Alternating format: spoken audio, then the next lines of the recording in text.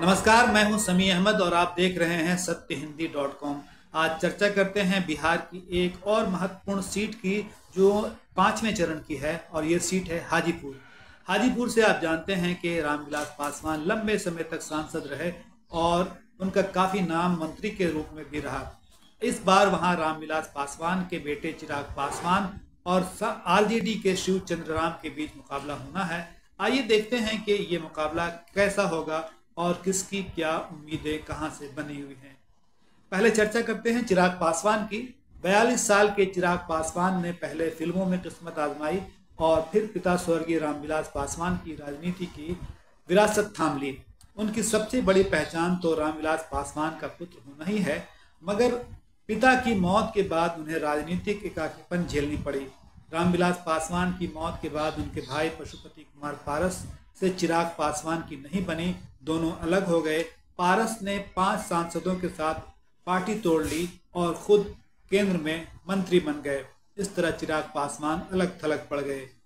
मगर चिराग पासवान ने इससे पहले जो किया वो सदा के लिए इतिहास में दर्ज हो गया। उस समय रामविलास पासवान की मौत के बाद पार्टी संभाल रहे चिराग पासवान ने मुख्यमंत्री नीतीश कुमार की पार्टी के उम्मीदवारों के खिलाफ विधानसभा में उम्मीदवार खड़े कर दिए। चिराग पासवान की पार्टी को तो कोई खास कामयाबी नहीं मिली, लेकिन जदयू के उम्मीदवारों का इससे बड़ा नुकसान हुआ। लगभग 3 दर्जन जदयू के उम्मीदवारों के बारे में ये कहा गया कि वो चिराग पासवान के उम्मीदवारों के वोट काटने की वजह से हार गए। नीतीश कुमार की पार्टी 2020 में 43 सीटों पर सिमट गई। 2020 के विधानसभा चुनाव के दौरान चिराग पासवान का वो बयान बहुत मशहूर हुआ जिसमें उन्होंने खुद को प्रधानमंत्री नरेंद्र मोदी का हनुमान बताया था। टीकाकार कहते हैं कि इसका नुकसान जेडीयू को काफ़ी हुआ। फिर हालात बदले। बीजेपी ने फैसला किया कि वो चिराग पासवान की पार्टी को एनडीए की सीट शेयरिंग में शामिल करेगी। इस तरह पशुपति कुमार पारस इस बार अलग थलग पड़ गए। उन्होंने मंत्रिमंडल से इस्तीफा तो दे दिया, लेकिन उनकी दाल कहीं गली नहीं, ना वो इंडिया गठबंधन में जा सके और कुछ दिनों के बाद उन्होंने फिर घोषणा की कि वो एनडीए में ही रहेंगे और अब भी वो एनडीए में ही है। हालांकि इस बार ये पता नहीं चल पा रहा है कि वो चिराग पासवान के लिए चुनाव प्रचार में हिस्सा लेंगे या नहीं। हाजीपुर सीट की चर्चा करते हैं। यहाँ पर जैसा मैंने बताया पहले विरासत का झगड़ा है। सीट शेयरिंग से पहले पशुपति कुमार पारस कह रहे थे कि चाहे जो हो जाए वो हाजीपुर सीट से ही चुनाव लड़ेंगे। उनका कहना था कि उनके भाई ने उन्हें ये विरासत सौंपी है। 2019 में रामविलास पासवान ने उन्हें हाजीपुर से टिकट दिया था और वो इस सीट से जीते भी थे। लेकिन इसके बाद चिराग पासवान ने कहा कि अब वो इस सीट से लड़ेंगे। उनका कहना था कि ये सीट उनके पिताजी की है और वो हर हाल में उसी सीट से लड़ेंगे। हाजीपुर सीट 1977 से अनुसूचित जाति के लिए आरक्षित है। इससे पहले चिराग पासवान जमुई से 2 बार सांसद रहे, वो भी आरक्षित सीट है। इस बार वहां से चिराग पासवान के बहनोई अरुण भारती लोकपा रामविलास के उम्मीदवार हैं। रामविलास पासवान की विरासत की चर्चा करते हैं। पहली बार 1977 में इस सीट से रामविलास पासवान सांसद चुने गए। इसी सीट से इसी साल लालू प्रसाद भी पहली बार छपरा से सांसद बने थे। रामविलास पासवान 8 बार सांसद रहे हाजीपुर से। 1977, 1980, 1989, 1996, 1998, 1999, 2004 और 2014 में कुल 8 बार सांसद बने वो। 2 बार उनके जीत का जो रिकॉर्ड था, उनके जीत का जो अंतर था वो रिकॉर्ड था और ये गिनीज बुक में भी दर्ज किया गया था।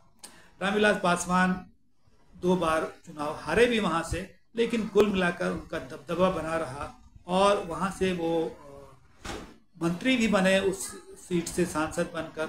और 2014 के बाद उनकी तबीयत खराब हो गई तो उन्होंने चुनाव लड़ना बंद कर दिया। वहाँ मंत्री रहते हुए हाजीपुर में मध्य पूर्व रेलवे का हेडक्वार्टर भी बना, जो उनका एक प्रमुख देग उनकी मानी जाती है हाजीपुर के लिए। इस बार के मुकाबले के बारे में चर्चा करते हैं। जैसा कि पहले बताया गया, चिराग पासवान बनाम आरजेडी के शिवचंद्र राम है मैदान में। आरजेडी के शिवचंद्र राम का ये दूसरा चुनाव है। पिछली बार पशुपति कुमार पारस से करीब 20% मतों से वो चुनाव हार गए थे। लेकिन एक बात यह है कि इस बार के चुनाव को अगर हम 2020 के विधानसभा चुनाव के नतीजों के हिसाब से देखें तो कुछ अंतर नज़र आता है। वो ये कि 6 विधानसभा सीट है इस लोकसभा क्षेत्र में, उसमें 4 पर जो है वो महागठबंधन या इंडिया गठबंधन का कब्जा है और 2 सीट पर भारतीय जनता पार्टी को जीत मिली थी।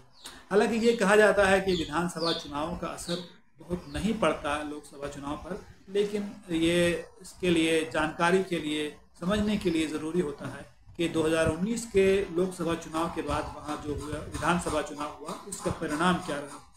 ये जानना इसलिए भी महत्वपूर्ण है कि इसी लोकसभा क्षेत्र में तेजस्वी यादव के विधानसभा क्षेत्र है जो राघोपुर, और वहाँ से आसानी से जीते थे तेजस्वी यादव, इसलिए वो उस सीट से बहुत कोशिश कर रहे हैं और कहा जा रहा है कि उस सीट की कोशिश का असर हाजीपुर के दूसरे इलाकों में भी पड़ेगा।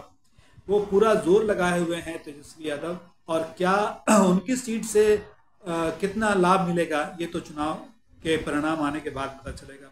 जातीय समीकरण की चर्चा करते हैं। सीट आरक्षित होने के बाद पासवान और रविदास समुदाय के उम्मीदवारों के बीच यहाँ बराबर मुकाबला हुआ है। हालांकि निर्णायक वोट दूसरों के भी रहे हैं। इस इलाके में यादव और पासवान मतदाता सबसे अधिक बताए जाते हैं।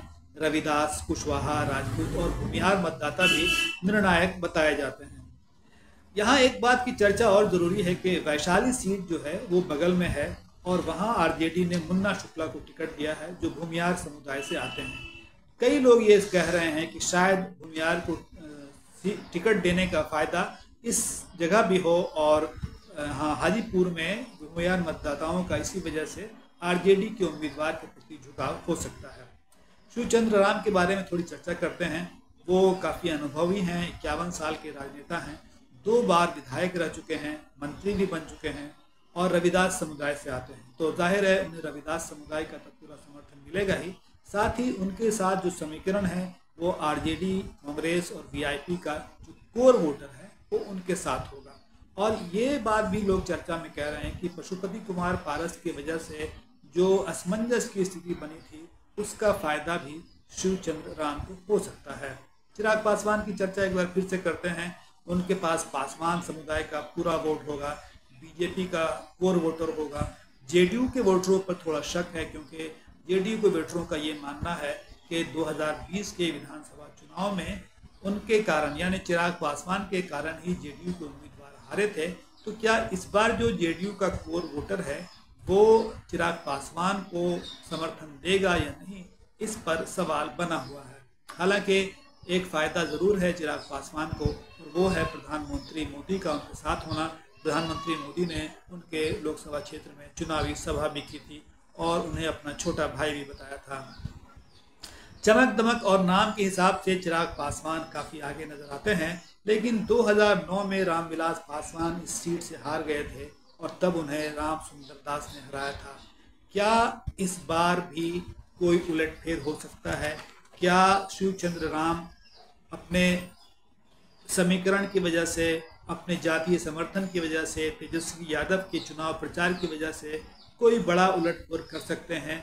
ये इसका फैसला 20 मई को होगा, लेकिन इसका नतीजा सामने आएगा देश के अन्य जगहों की तरह 4 जून को। बहुत शुक्रिया।